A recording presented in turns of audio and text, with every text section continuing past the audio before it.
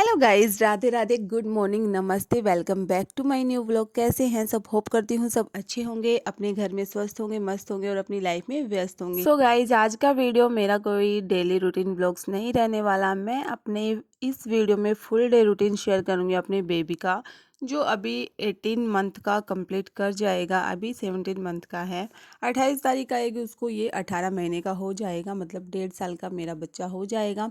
तो वो क्या क्या खाता है एंड क्या क्या उसकी एक्टिविटीज़ है, अभी तक क्या उसका डेवलपमेंट है, उसकी पूरी जो सारे दिन में उसकी क्या दिनचर्या है, वो मैं आप लोगों को इस वीडियो में शेयर करने वाली हूँ। एंड सबसे पहले छोटी सी रिक्वेस्ट है, जो भी न्यू व्यूवर देख रहे हैं प्लीज़ चैनल को सब्सक्राइब कर लेना, और फेसबुक पे देख रहे हैं तो प्लीज़ पेज को फॉलो कर लेना। वीडियो स्टार्ट करते हैं। सबसे पहले मैं बता देती हूँ कि मेरा बच्चा, जिसका नाम है गुड्डू, वो उठता है सुबह 6 बजे या 6:30 बजे के आसपास वो उठ जाता है। मैं गुड्डू को डायपर पहना के नहीं सुलाती नाइट में, मैं उसको डायपर पहनाती हूँ सुबह 5:30 5 बजे, या फिर मेरी आँख अगर 4:30 बजे के आसपास भी खुल जाती है तभी मैं उसको डायपर पहनाती हूँ। अदरवाइज़ मैं उसको पूरी नाइट नहीं पहनाती। मैं उसको डायपर फ्री रखती हूँ पूरी नाइट के लिए, क्योंकि मुझे ये रहता है कि दिन में बच्चे को डायपर यूज़ करते हैं तो नाइट में तो उसको थोड़ा फ्री छोड़े। अगर सूसू कभी कभार कर भी देता है तो मैं उसके नीचे एक गद्दा लगा के सोती हूँ, जिससे मुझे कोई डर नहीं है कि बच्चा सूसू कर रहा है। लेकिन मैं उसको नाइट में डायपर नहीं पहनाती। किसी किसी के कमेंट्स भी आते हैं मेरे पास कि आप डायपर का यूज़ नहीं करते दीदी, करते हो, तो मैं इस टाइप से बेबी को डायपर का यूज़ करती हूँ। ये है कि ज़्यादा बच्चे को डायपर पहनाना अच्छा भी नहीं होता। रेसेस हो जाते हैं बच्चों को, जिससे फिर हमें बहुत ज़्यादा तकलीफ़ होती है, बच्चे को भी बहुत ज़्यादा तकलीफ़ होती है। तो इससे डायपर को थोड़ा नाइट के लिए आप अवॉइड करें तो ही अच्छा है मेरे हिसाब से। यहाँ पे मैं बता देती हूँ, अभी मैं अपने बेबी को ब्रेकफास्ट करवा रही हूँ। अभी टाइम हो रहा है लगभग 8:30 के आसपास। उठने के बाद ये थोड़ा सा खेलता है 1-2 घंटे, फिर मैं उसको ब्रेकफास्ट करवा देती हूँ। ब्रेकफास्ट में मैं आज खिला रही हूँ उसको दही रोटी, दही और पराठे। जैसे मम्मी भाई बहन मेरे स्कूल जाते हैं तो मम्मी पराठे बनाती है, तो मैं उसको भी खिला देती हूँ दही के साथ पराठे, या फिर रोटी, मैं कुछ भी खिला देती हूँ, जिससे वो उसका पेट भी भर जाता है और हमारे लिए भी थोड़ा टेंशन फ्री टाइम रहता है कि हम अपने बेबी को चलो अभी कुछ खिला दिया है तो थोड़े गैप के बाद ही उस पर ध्यान देना रहता है। तो तब तक मैं ये खेलता है, मैं इसको खिलाने के बाद थोड़ी देर इसको छोड़ती हूँ फ्री, और फिर ये खेल लेता है। इस एज में आने के बाद हमें बेबी की पूरी डाइट पे हमेशा ध्यान रखना चाहिए, क्योंकि इस एज में आने के बाद उसकी एक्टिविटीज़ तो काफ़ी ज़्यादा बढ़ जाती है। मैं अपने बच्चे की बात करूँ तो इसकी एक्टिविटी बहुत ही ज़्यादा बढ़ चुकी है। मतलब ये सारे दिन अगर सो रहा होता है तभी बस ये बिस्तर पे रहता है, अदरवाइज़ तो ये बिल्कुल भी नहीं रुकता, 1 मिनट भी इसको शांति नहीं है। हमेशा घूमता फिरता रहता है, बहुत ज़्यादा एक्टिव है। बच्चे की इसी एक्टिविटी के कारण हमें इनकी डाइट पे पूरा ध्यान देना चाहिए, क्योंकि अगर हम इनको डाइट पे इनका ध्यान नहीं देंगे तो बच्चा कमज़ोर होगा, बच्चे का वेट कम होगा, और फिर वही बात है कि हमें वेट बढ़ाने के लिए अलग अलग टाइप के नुस्खे अपनाने रहते हैं। मेरे पास वेट का भी कमेंट आता है कि आपके बेबी का वेट कितना है, तो मेरे बेबी का वेट है लगभग 9.5 के आसपास है, और इसके एज के हिसाब से काफ़ी ज़्यादा इसका वेट अच्छा है, हेल्दी है और स्वस्थ है। इस एज में आने के बाद काफ़ी बच्चे तो बोलने भी लग जाते हैं और उनके टीथ भी आ जाते हैं, लेकिन मेरे बेबी के टीथ अभी 3 ही आए हैं, पूरे टीथ इसके नहीं आए हैं, तो ये कोई टेंशन की बात नहीं है। अक्सर मैं देखती हूँ कि ये भी एक पेरेंट्स के लिए टेंशन का विषय रहता है कि हमारे बच्चे के अभी दांत नहीं आए हैं, हम या फिर हमारा बच्चा बोलता नहीं है। तो ये बिल्कुल भी टेंशन ना करें, क्योंकि वो सभी के एज के हिसाब से सभी बच्चे में अलग अलग होते हैं, उनका शरीर अलग अलग होता है ना, तो उनमें ये सारी चीज़ें भी अलग अलग ही होती हैं। तो आप ये सारी बातों का बिल्कुल भी टेंशन ना करें। इस वजह से मैं भी बिल्कुल टेंशन फ्री रहती हूँ। अगर अभी तो बोलने की बात करूँ तो मैं इसकी कुछ कुछ वर्ड्स ये बोलता है, लेकिन अभी ज़्यादा वर्ड्स ये नहीं बोल पाता। हाँ, अगर इसके समझने की बात करूँ तो ये सारी चीज़ें समझ जाता है। जो भी इसको बोलते हैं कि ये यहाँ पे बैठो, यहाँ पे खड़े हो, या फिर बाय करो, हेलो करो, सॉरी बोलो, पैर छुओ, ये सारी चीज़ें ये समझता है और करता भी है। तो ये सारी चीज़ें हमें बच्चों को सिखाते रहना चाहिए, क्योंकि इनकी कैच इस एज में आने के बाद बहुत ज़्यादा रहती है। इस एज में आने के बाद ये अच्छे से बातों को कैच करने लग जाते हैं। और अभी मैं इसकी फीडिंग भी छुड़वा रही हूँ, साथ साथ में मैं इसको इसको अपने आप से सेल्फ डिपेंडेंट करवाना चाहती हूँ मैं इसको, क्योंकि मैं इसको हाथ में दे देती हूँ एक गिलास जिसमें मैं थोड़ा सा दूध डाल देती हूँ तो अपने आप पीता है, या फिर दूध या पानी में मैं कुछ भी डाल के दे देती हूँ तो अपने आप पीता है। ये उसको बिखेरता भी है और थोड़ा सा पी भी लेता है। तो इस मतलब ये सब करने से ये होता है कि बच्चों के एक हैबिट्स हो जाती है, बच्चों को अपने आप खाने पीने की आदत लग जाती है। वो कोशिश करेंगे तभी उनको आएगा। हम ये सोचते हैं, जैसे मैं अपनी बता देती हूँ, मैं हमेशा ये सोचती हूँ कि नहीं कपड़े गंदे कर लेगा, ये कर लेगा, वो कर लेगा, तो कपड़े गंदे करेगा एक दो बार, लेकिन हाँ अगर बच्चा खुद से ना खाएगा ना पिएगा तो हमारे ऊपर वो डिपेंड रहेगा। और जब बच्चा खुद से खाएगा ना थोड़े एज के बाद, तो अब उसको भूख भी सही लगेगी और उसका पेट भी भर जाएगा। तो इस वजह से मैं उसको फीडिंग छुड़वा रही हूँ और गिलासी में दूध दे के उसको पिलाने की कोशिश करती हूँ, तो वो पी भी लेता है और थोड़ा सा वो नहीं भी पीता, मतलब लगभग वो पीने लग गया है। छाछ पिलाती हूँ मैं उसको, लस्सी जिसे बोलते हैं, तो लस्सी भी बहुत ज़्यादा अच्छी रहती है इसके लिए।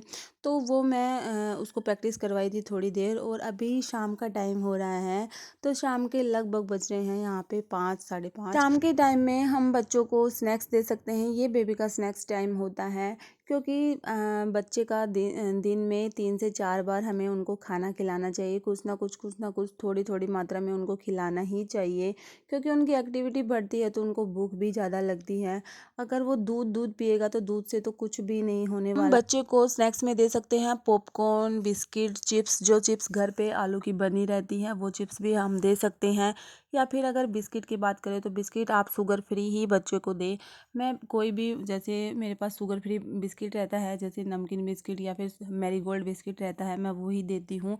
और चिप्स मैं ऐसे डाल देती हूँ, तो ये खाना अपने आप से सीखता है। हाँ, बाहर की चीज़ें बच्चों को नहीं खिलाना चाहिए, लेकिन अभी मेरे पास घर की बनाई हुई मेरे पास चिप्स है नहीं, तो मैं बाहर की बस चिप्स इसको ऐसे ही डाल दी है इसके आगे, तो जिसे ये कुछ खाएगा एक दो और बाकी सब बर्बाद करेगा। मतलब ये रहता है मेरा कि बच्चा खाना सीखेगा, तो मैं इसको ये प्रैक्टिस करवाती रहती हूँ।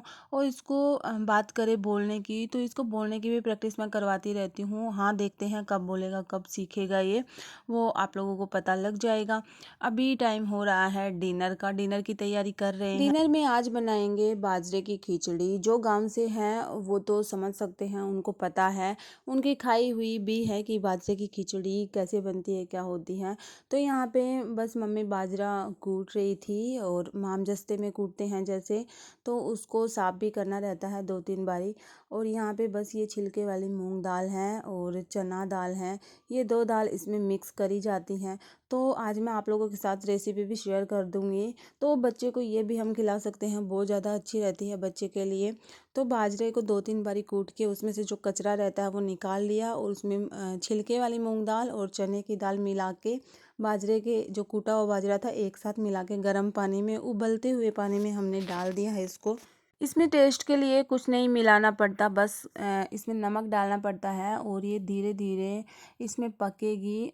चूल्हे पे ही हम अक्सर बनाते हैं ये, क्योंकि गैस पे काफ़ी ज़्यादा टाइम लगता है, चूल्हे पे जल्दी भी बनती है और टेस्टी भी लगती है।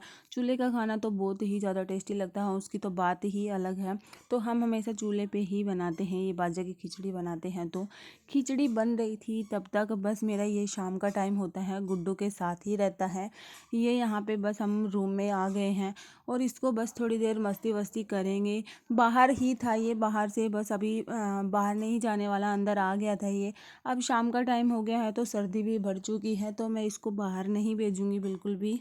ये है कि बच्चों को हम उनको हर चीज़ की प्रैक्टिस करवाते रहेंगे ना, तो उनका डेवलपमेंट एक्टिविटीज़ बहुत ज़्यादा अच्छी रहेंगी, और उनकी जो ग्रोथ है, माइंड की ग्रोथ है, वो भी अच्छी रहेगी। तो मैं इसके साथ ये करती रहती हूँ, टाइम स्पेंड करती रहती हूँ खूब, मतलब इसके साथ प्रैक्टिस करवाती रहती हूँ। अभी इसको चॉकलेट मिल गई है, तो ये चॉकलेट बहुत खुश होके लेता है, मतलब कोई भी चीज़ ये खाने की खुश होके लेता है। और अभी ये खाने के लिए करेगा कि मुझे चॉकलेट निकाल के दो, तो ये जिद बहुत ज़्यादा करता है, इसकी जिद भी बहुत ही ज़्यादा बढ़ गई है। हमें बच्चों को इस एज में बाहर की चीज़ें या ऑयली चीज़ें, चिप्स, कुरकुरे, ये सब बिल्कुल भी नहीं देने चाहिए। लेकिन बच्चे जब जिद करते हैं ना, तो उनको उनके आगे हमारा बस चलता ही नहीं है। तो अगर थोड़ी-सी दे देते हैं ना तो उससे कुछ भी फ़र्क नहीं पड़ता। लेकिन हाँ, अगर हम कोई भी चीज़ दें तो लिमिट की ही दें। बच्चों के रोने की वजह से उनको कोई भी ज़्यादा चीज़ नहीं देनी चाहिए। वैसे मैं बाहर की कोई भी चीज़ नहीं देती हूँ, बस बिस्किट के अलावा, और चिप्स जब घर की बनाई हुई रहती है तो चिप्स दे देते हैं, क्योंकि चिप्स आलू की रहती है। तो आलू बच्चे के लिए बहुत ज़्यादा रहता है। आलू में कार्बोहाइड्रेट पाया जाता है, तो हमें आलू, बच्चे को उबला हुआ आलू भी खिला सकते हैं। खिचड़ी बनके हो गई है हमारी तैयार। तो यहाँ पे इसमें जो दाल थी, चने की दाल, वो थोड़ी सी हार्ड रहती है, मतलब अभी बेबी के दांत पूरे आए नहीं हैं, तो इसके लिए ये हार्ड है थोड़ी। तो मैं इसको थोड़ा सा पतला कर रही हूँ खिचड़ी को, जिससे ये अच्छे से खा ले और इसके अटके नहीं, और ठंडा भी हो जाएगा साथ ही साथ। तो डिनर में मैं आज इसको खिचड़ी खिलाऊंगी और ये आराम से खा भी लेता है। बहुत सारे बच्चे खाना खाते बिल्कुल भी उनको खाना नहीं पसंद होता है, खाने को हमेशा ही अवॉइड करते हैं। इस एज के बच्चे काफ़ी मैंने ज़्यादा देखे हैं कि खाना खाना बिल्कुल भी पसंद नहीं करते। लेकिन क्यों करते हैं वो सब? क्योंकि उनको खाने की आदत ही नहीं होती। जब ये 6 मंथ के होते हैं ना, तब हम स्टार्ट कर देते हैं तो बच्चों को खाने में बिल्कुल भी दिक्कत नहीं आती। अगर हम स्टार्ट नहीं करते, ऐसे सोचते हैं ना कि अभी क्या खाएगा क्या खाएगा, तो बच्चे को आगे जाके उसको कुछ टेस्ट का ही पता नहीं लगता और वो खाने को हमेशा अवॉइड करता है। लेकिन मैं अपने बच्चे को, जब ये 6 मंथ का हुआ था, तभी से मैंने इसको स्टार्ट करवा दिया था। स्टार्टिंग में मैंने इसको सॉलिड फूड स्टार्ट करवाया था। मैंने इसको जो दाल का, मूंग दाल का पानी रहता था वो पिलाती थी। धीरे धीरे दाल रोटी, मतलब सब कुछ मैं इसको धीरे धीरे खिलाने लग गई थी। तो ये अभी सारी चीज़ें खुश होके खा लेता है, मुझे बिल्कुल भी दिक्कत नहीं आती। इस बात की मुझे बिल्कुल भी टेंशन नहीं है। तो अगर आपका बेबी भी नहीं खाता तो आप 6 महीने के बाद से ही खाना स्टार्ट करवाएं। अगर बाद में हम खाना खिलाते हैं तो उनका ना तो टेस्ट का पता लगता है उनको कुछ, ना वो अच्छे से खाते हैं खुश होके। और पहले जब हम स्टार्ट करवा देते तो सारी चीज़ें वो अच्छे से खाने लग जाते हैं। तो इसी वजह से मेरा गुड्डू है वो सारी चीज़ें अच्छे से खा लेता है। और अभी ये पानी भी अच्छे से पीने लग गया है। मैंने इसको आदत डलवा दी है। पहले इसको पानी पीना नहीं आता, पानी पीते ही ये खांसता था, लेकिन अभी सारी चीज़ें इसकी सही हैं। तो यही गाइज़, यही रूटीन है मेरे बच्चे का। अभी बस सोने का तो टाइम मैं इसका बता दी हूँ, सोने का टाइम कोई फिक्स नहीं है। 9:30 बजे भी अगर सो जाएगा तो खूब सारा थक के, अगर नहीं सोएगा तो फिर 10:30-11 बजे तक भी नहीं सोएगा। तो आज का मेरा डेली रूटीन बेबी का यही था। अगर आप लोगों को वीडियो पसंद आए तो चैनल को सब्सक्राइब कर लेना। फेसबुक पे देख रहे हो तो चैनल को फॉलो करना। बाय बाय, टेक केयर, मिलते हैं नेक्स्ट व्लॉग में।